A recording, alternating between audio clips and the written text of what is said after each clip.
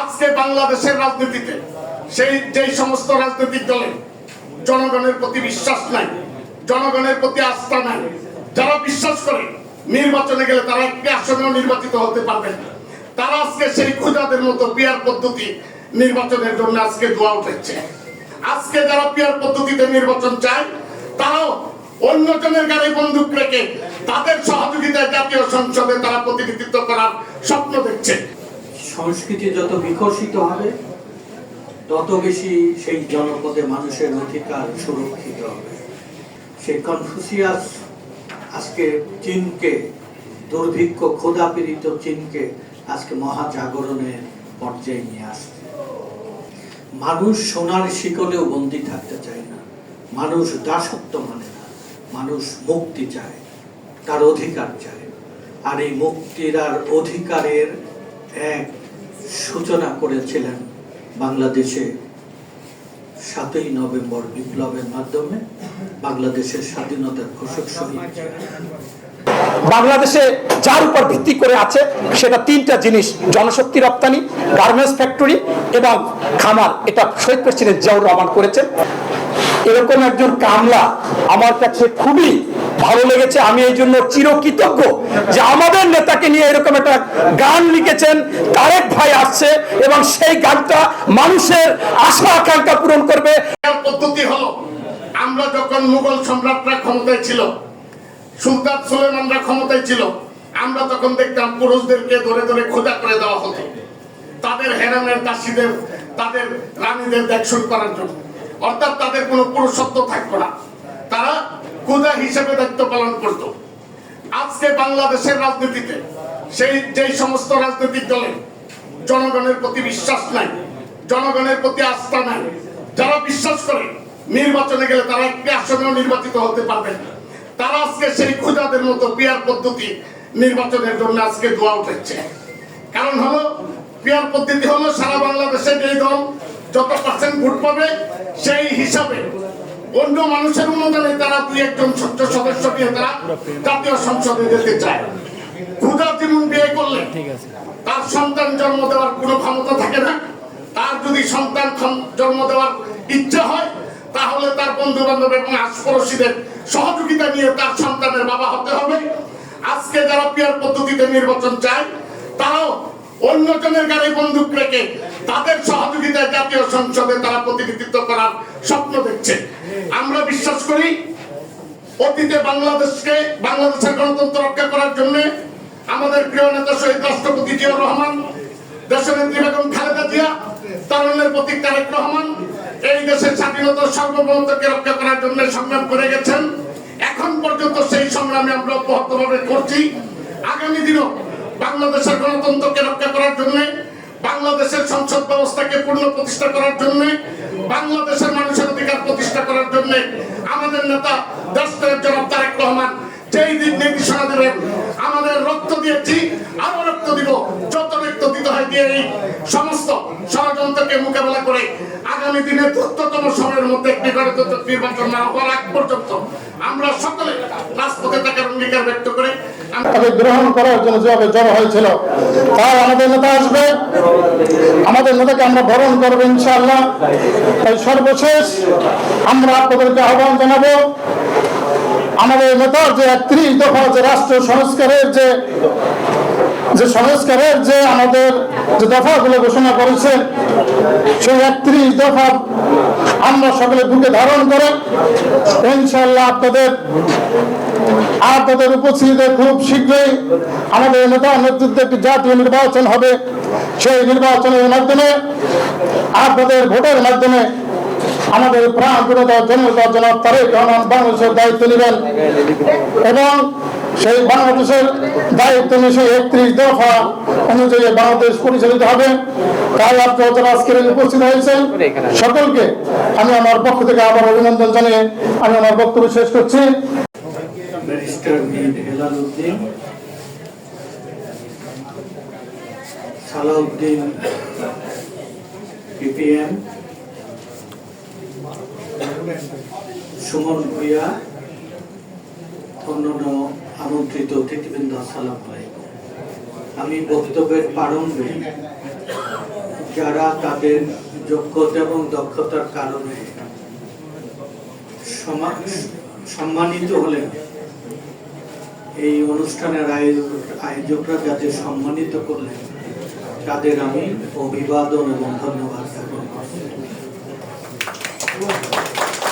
এই জনপদে বীরের কদর করা হয় না, সেই জনপদে বীর জন্ম লাভ করে না।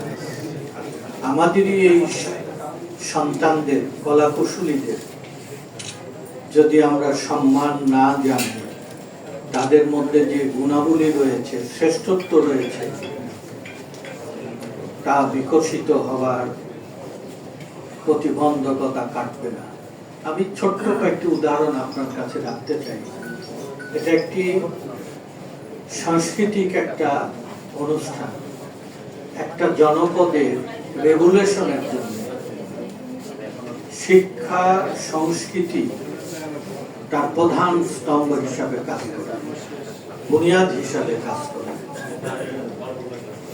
সংস্কৃতি যত বিকশিত হবে তত বেশি সেই জনপদে মানুষের অধিকার সুরক্ষিত হবে।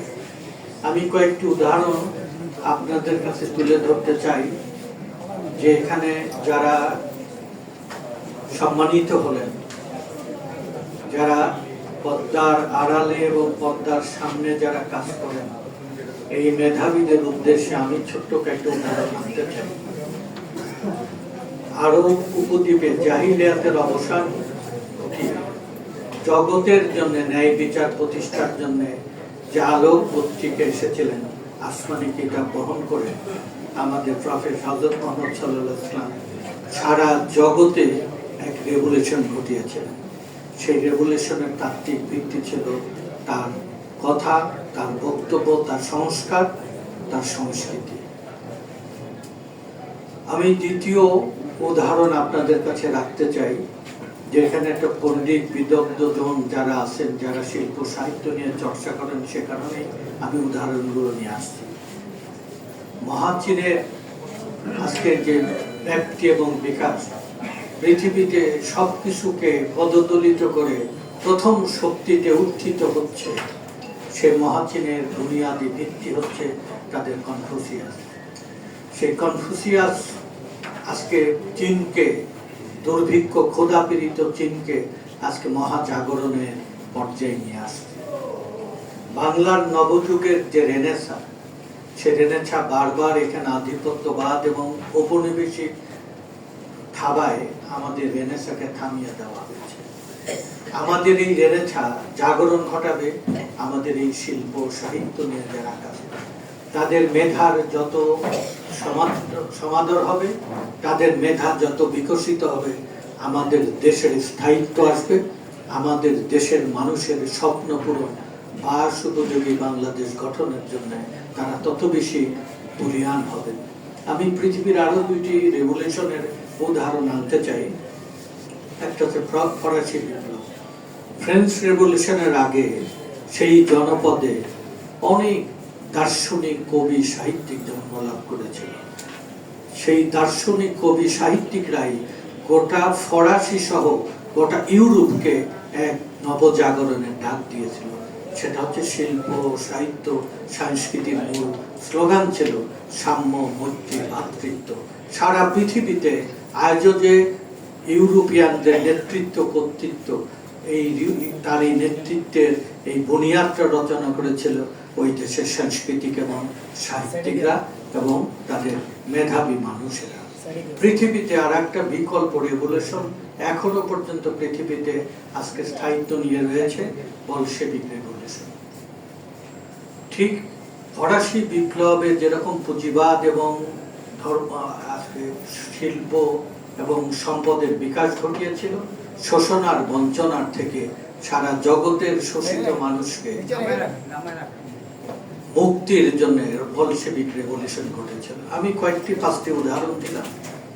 বাংলাদেশের আমাদের যে একটা স্বপ্ন, বাংলাদেশ আমরা একটা নিরাপদ দেশে বসবাস করতে চাই। বাংলাদেশের কয়েকজন আমাদের গীতিকার এখানে বক্তব্য রাখলেন, আমরা রাজনীতি বুঝি না, আমরা আমাদের কথাগুলো নিরাপদে সব জায়গায় বলতে চাই। এই সব জায়গায় বলতে চাওয়ার অধিকারটা হচ্ছে আমাদের সার্বজনীন অধিকার। মানুষ সোনার শিকলেও বন্দী থাকতে চায় না, মানুষ দাসত্ব মানে না, মানুষ মুক্তি চায়, তার অধিকার চায়। আর এই মুক্তির আর অধিকারের এক সূচনা করেছিলেন বাংলাদেশে 7ই নভেম্বর বিপ্লবের মাধ্যমে বাংলাদেশের স্বাধীনতার ঘোষক শহীদ জিয়া। সবাইকে এখানে এক ঘাটে এক মোহনায় এনে সামিল করেছিলেন। বাংলায় এক নবজাগরণের তৈরি করেছিল। পিছিয়ে পড়া তলাবিহীন ঝুড়ির বাংলাদেশকে বিশ্ব দরবারে পরিচিতি করিয়েছিলেন। আর বাংলাদেশের সকল মুক্ত মনের মানুষগুলো, শিল্প সাহিত্যিকরা উজাড় করে শহীদ রাষ্ট্রপতি জিয়ার হাতকে শক্তিশালী করেছিল। আন্তর্জাতিক ষড়যন্ত্রে দেশের এবং বিদেশের কূটনীতি মহল যদি শহীদ জিয়াকে শাহাদত না করত, পৃথিবীর দরবারে একটা সমৃদ্ধ উন্নত বাংলাদেশ গড়ে। পৃথিবীর সারা জাগানো টাইমস ম্যাগাজিন বেগম খালেদা জিয়ার ছবিকে পোর্ট্রেট করে বাংলাদেশ সম্পর্কে একটা অমিত সম্ভাবনার কথা বলেছিলেন। 2006 সালে সেটা প্রকাশিত হয়েছিল। আগামী এক দশক মানে 10 বছরে পৃথিবীর বুকে 8টি সম্পদ এবং বিত্তশালী রাষ্ট্রের মধ্যে বাংলাদেশ একটা অন্যতম রাষ্ট্র হবে। সেই সময় ছিল আমাদের পার ক্যাপিটাল আয় 6.8%, সেটা দ্বিগুণ হবে। মানে দুনিয়ার সম্পদ এবং প্রাচুর্যের দিক থেকে এইটা একটা নিরাপদ সকল মৌলিক অধিকার নিশ্চিত করার মধ্যে একটি রাষ্ট্রের পরিণত হবে। সেই ষড়যন্ত্র রুখে দেওয়ার জন্য আন্তর্জাতিক শক্তি প্রতিবেশীরা মিলে বাংলাদেশে এক চক্রান্তমূলক 1-11 ঘটালেন। সেই 1-11 ঘটিয়ে বাংলাদেশের অর্থনীতি গলা টিপে ধরলেন। বাংলাদেশের জাতীয় দেশপ্রেমিক রাজনীতিকে আজকে নির্বাসিত করা হলো। আমাদের আগামী দিনের ভবিষ্যৎ, বাংলার মানুষের অধিকারের জন্য যে লড়াই করবেন সেই নেতাকে আজ থেকে 18 বছর আগে নির্বাসিত করা। আজকে নির্বাসনে থেকে বাংলায় এক অভূতপূর্ব জাগরণের নেতৃত্ব দিয়েছে।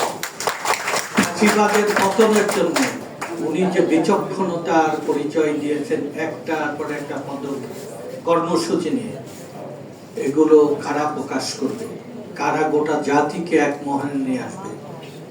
একটা রাজনৈতিক শক্তি তার অর্থনৈতিক মুক্তি এবং মানুষের অধিকারের ভিত্তি হিসাবে কাজ করে যদি তার সাংস্কৃতিক শক্তিটা তার আরো শক্তিশালী হয়।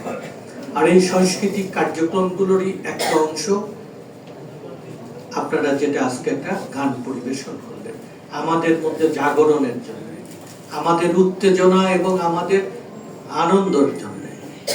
আর আমাদের শিল্প সাহিত্যিক কবি যারা আমাদের এই দেশত্ববোধ জন্ম নেবে, সকল ধরনের বঞ্চনার বিরুদ্ধে লড়াইয়ের অনুপ্রেরণা যোগাবে, সেই শিল্প সাহিত্যিকদেরই একটা আজকের এই অনুষ্ঠান। এই অনুষ্ঠানের আমি সর্বাঙ্গীন সফলতা কামনা করছি। আজকে আমি তো বিশেষ করে যখনই শুনি যে আমাদের বিএনপির ভারপ্রাপ্ত চেয়ারম্যান মহোদয় তারেক রহমান আসছে, তখন আমার কাছে এত আনন্দ কি করব আমি দিশেহারা হয়ে যাই। এরকম কিন্তু বাংলাদেশের সম্মানিত সভাপতি, জাতীয় পুরস্কার প্রাপ্ত, চলচ্চিত্র পুরস্কার প্রাপ্ত মুহিন খান উপস্থিত আছেন আজকের অনুষ্ঠানের মধ্যমণি, জিয়া পরিবারের আস্থাভাজন এবং এই যে ফ্যাসিস্ট আওয়ামী লীগের সময় যে নির্যাতিত হয়েছে, কয়েকজন নির্যাতনের মধ্যে একজন নির্যাতিত নেতা, বাংলাদেশের সকলের কাছে পরিচিত আমাদের জাতীয় নেতা, শ্রমিক দলের সমন্বয়ক, বিএনপির চেয়ারপারসনের একান্ত সহকারী অ্যাডভোকেট শামসুর রহমান শিমুল বিশ্বাস। উপস্থিত আছেন আর একজন যে ব্যক্তি, তিনিও জিয়া পরিবারের আস্থাভাজন, প্রতিটি সাংগঠনিক কাজে ভূমিকা রাখেন। রাজনৈতিক পরিবারের সন্তান ব্যারিস্টার মীর মোহাম্মদ হেলাল উপস্থিত আছেন। এখন বর্তমানে যে বিষয়টা খুবই গুরুত্বপূর্ণ, 65 লক্ষ লোকের নামে মামলা, সেই সারা বাংলাদেশের মামলাগুলো যিনি দেখেন, গুম হয়েছে, খুন হয়েছে, তাদের মামলাগুলো যিনি দেখেন, আগেও দেখেছেন। আমরা ওসি সালাউদ্দিন নামে চিনি, তিনি বিএনপি নির্বাহী কমিটির অন্যতম সদস্য। জনাব সালাউদ্দিন আহমেদ পিপিএম উপস্থিত আছেন।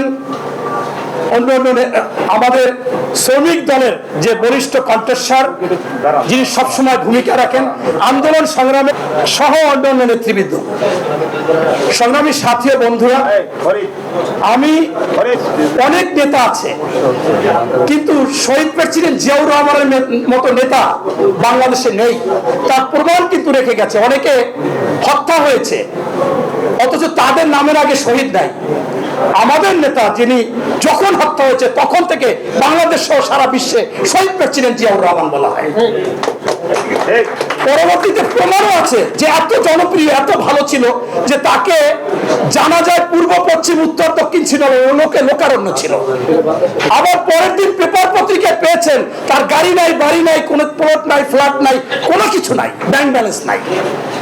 তারই সহধর্মিণী বেগম খালেদা জিয়া, তারও কিন্তু নিজের বাড়ি নাই। আপনারা দেখেছেন যে 2টা বাড়ি দিয়েছিল সরকার, একটা ফেসিট হাসিনা নিয়ে গেছে, আর একটা তাও ঝামেলা বাজায় রাখছিল, ভাড়া বাসায় থাকে ফিরোজা ভবনে। আমাদের নেতা বিএনপির ভারপ্রাপ্ত চেয়ারম্যান মহোদয় তারেক রহমান, তারও বাড়ি নাই, তার বাড়ি খোঁজা হচ্ছে, বা গুলশানে একটা ঠিক হয়েছে, সেখানে আসবেন, উঠবেন। এরকম একটা পরিবারের সাথে আমরা জড়িত, এবং এই পরিবার বাংলাদেশের সবচেয়ে দেশপ্রেমিক পরিবার, এবং এই পরিবার এই ফ্যাসিস্ট আওয়ামী লীগ নাম মুছে ফেলতে চেয়েছিল এবং সবচেয়ে নির্যাতন করেছে এই পরিবারের উপরে। জিয়াউর রহমান যে আসলে একজন ব্যতিক্রম এবং আল্লাহর প্রদত্ত একজন বিশেষ ব্যক্তিত্ব ছিল, তার প্রমাণ হচ্ছে যে রোজ কিয়ামতের দিন আমরা যেখানে উজ্জীবিত হব বিচারের জন্য, মুসলমানরা সেই আরাফাতের মাঠে নিজের হাতে নিম গাছ লাগিয়েছে, যেটা সৌদি আরবে খুব সম্মান ইজ্জতের সাথে বলে সাজ্জাতুল জিয়া। ইরান যুদ্ধ থামিয়ে দিয়েছিলেন, ইসরায়েল ফিলিস্তিনি যুদ্ধ তো থামিয়ে যাওয়ার জন্য গিয়েছিলেন, শহীদ হয়েছে। বাংলাদেশে যার উপর ভিত্তি করে আছে সেটা 3টা জিনিস: জনশক্তি রপ্তানি, গার্মেন্টস ফ্যাক্টরি এবং খামার। এটা শহীদ প্রেসিডেন্ট জিয়াউর রহমান করেছেন, এবং তারই ধারাবাহিকতায় 2001 সাল থেকে 2006 সাল আমাদের যিনি আসছেন বলছেন, উনি গ্রামগঞ্জে প্রত্যেকটা উপজেলায়, জেলায় গিয়ে গিয়ে গিয়ে গিয়ে মানুষকে বলতে, আসুন একটি উদ্যোগ নিন, একটু চেষ্টা করুন, সফলতা আনবে। সেই সফলতা কি? খামার করতে বলেছে, ব্যবসা করতে বলেছে, কোনো কাজ করতে বলেছেন। এইটা ছিলেন আমাদের এই বিএনপির ভারপ্রাপ্ত চেয়ারম্যান মহোদয় তারেক রহমান। সেই তারেক রহমানের উপরে আজকে যে একটি গান আমরা জানি উনি সামনে আসছে, গান এখন চলে আসছে, গান কিন্তু ওনাদের হাতে। এই গানটা যারা করেছে, আমি একজন বিএনপির কান্না হিসাবে আমি একাধিকবার আয়নাগরে গিয়েছি, পায়ে গুলি দিয়ে পা ভেঙেছিল, ম্যাডামরা যেদিন বালু ট্রাক দিয়ে আটকাইছিলেন। আমি বহুতবার কারাগারে গিয়েছি। এরকম একজন কামলা আমার কাছে খুবই ভালো লেগেছে। আমি এই জন্য চিরকৃতজ্ঞ যে আমাদের নেতাকে নিয়ে এরকম একটা গান লিখেছেন। তারেক ভাই আসছে এবং সেই গানটা মানুষের আশা আকাঙ্ক্ষা পূরণ করবে। মানুষ এরকম কিছু শুনতে চেয়েছিল যে তারেক রহমান আসছে, তারেক রহমান আসছে, তারেক রহমান আসছে, বজ্র কণ্ঠে অনেকে বলবে। সেটা যদি গান হিসেবে হয় সেটা আমাদের জন্য অত্যন্ত গুরুত্বপূর্ণ। এই বলে আমি আমার বক্তব্য শেষ করছি। আল্লাহ। দেশের নাম্বার 1 ট্রেডিং অ্যাপ ইউএফটি ফার্স্টে পাচ্ছেন ট্রেডিং এর সব সুবিধা, dual exchange access, company analysis, portfolio তৈরি করা সহ আরো অনেক ইউনিক ফিচারের সাথে ট্রেড করতে ডাউনলোড করুন এক্ষুনি।